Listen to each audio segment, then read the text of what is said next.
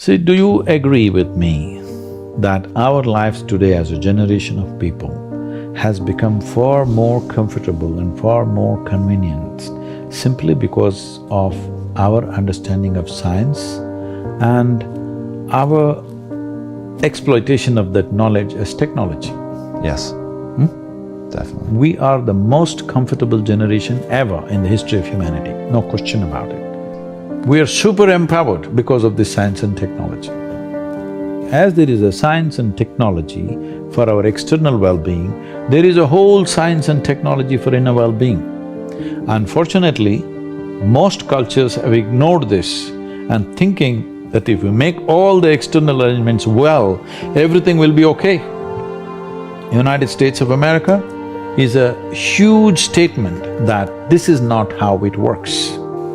The most affluent country on the planet, 70% of the population are supposed to be on prescription medication. See, when you understand life as a race, if you're in a race, what's the objective? You must reach the finish line quick, isn't it? Yes. What is the finish line of your life? Death. There you have it. This may not be a conscious process, but life within you is understanding it like that. When you… see, you must understand this, whether you are conscious of it or not, any human being. Right now, if you make yourself miserable, you must understand you are sending a message to every cell in the body that I don't want to live. You might not have articulated it in your head yet, but when you become miserable, you notice suddenly your body seems heavy and it's like, doesn't want to get up from this chair. When you're happy, you're willing to bounce at everything and do everything, bend backwards if necessary.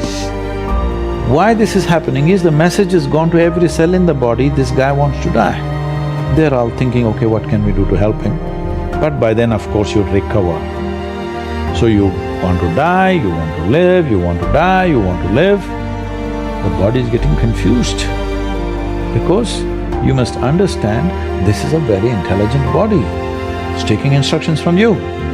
Every cell in the body has an enormous sense of memory and intelligence. If you keep sending wrong messages, if they act, you're dead. Because you're sending contradictory messages, you're not dead, you're half dead. You can give it any number of exotic names. Essentially, you have turned your intelligence against yourself. This is supposed to work for you, but now you've turned it against yourself, it's working against you. Let's say we turn off all the lights. If the lights are on, you can whistle and just walk around wherever you want in this building. We'll turn off all the lights and make it pitch dark where you can't even see your own hand, like that. Now, every step that you take, will you take it in utmost alertness? Will you be fully awake or asleep? Fully awake. Fully awake. Why? Because you don't know where's the next step. Just to live like this. If you simply live like this, naturally you're on the highway to enlightenment. Everybody assume and believe because it's comfortable to simply believe something. The very word belief means this, that I have concretized assumptions of which I know nothing about, isn't it? You know or you do not know? Where does the belief come from? When you pretend what you do not know as I know, that's belief. But you can't believe something all by yourself. So you need 100 people around you. That's why always believers are in groups, seekers are alone. Talk to me about a seeker. What is a seeker? Is that something useful to cultivate? You don't have to cultivate this. This is intrinsic to human intelligence. With all kinds of things that you do not know as you know, it's intrinsic to human intelligence to seek, isn't it? Yes. You don't have to teach seeking. You have to teach belief systems. You don't have to teach seeking. If you don't teach anything, everybody is a seeker. It is the nature of human intelligence, it naturally seeks. But people want to seek with the comfort of belief. They want to be in the belief system and then seek.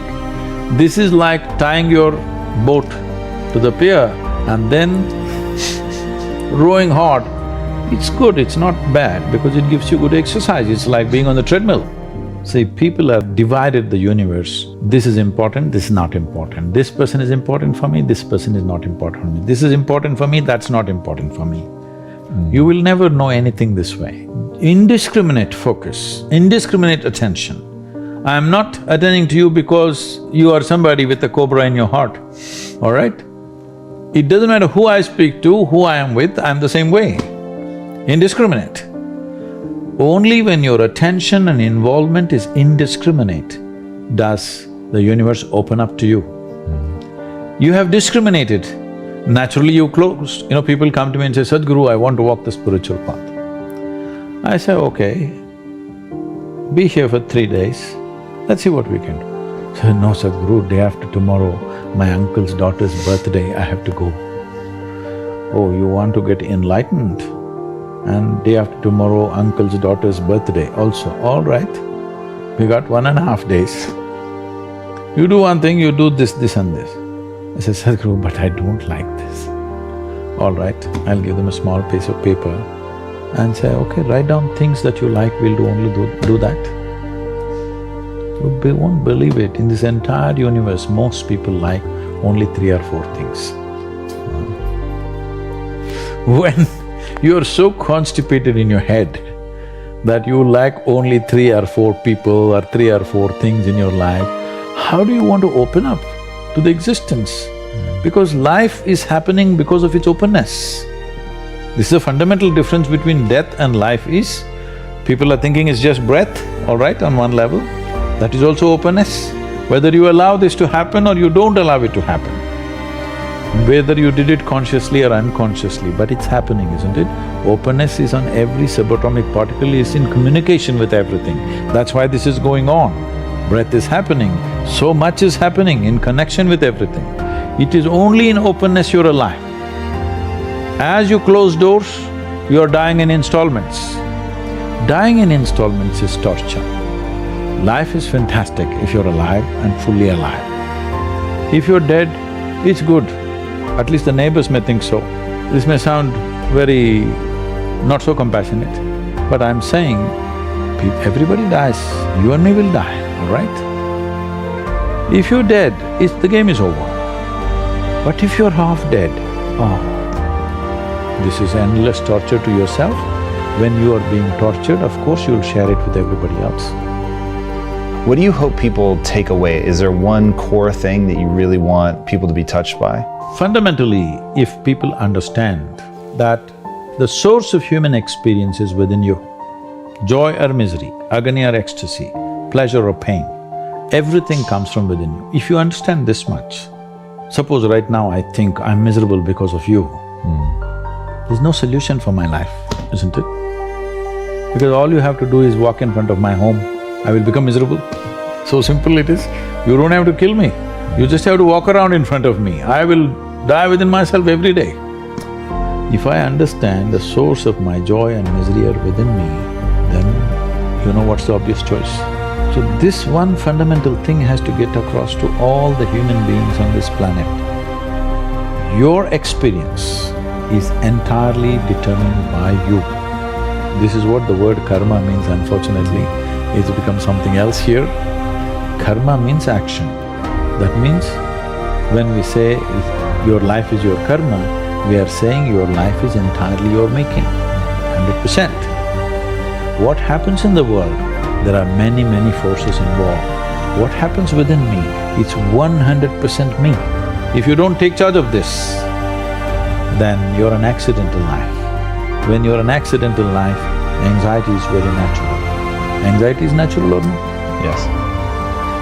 Any accidental moment creates anxiety. So this is why consciousness means this, that you have taken charge of the instruments of life, which on most fundamental level is our physiological and psychological space. You've taken charge of this. Now your health, your happiness, your joy, your ecstasy, your misery, everything is in your hands. You exercise them as you want.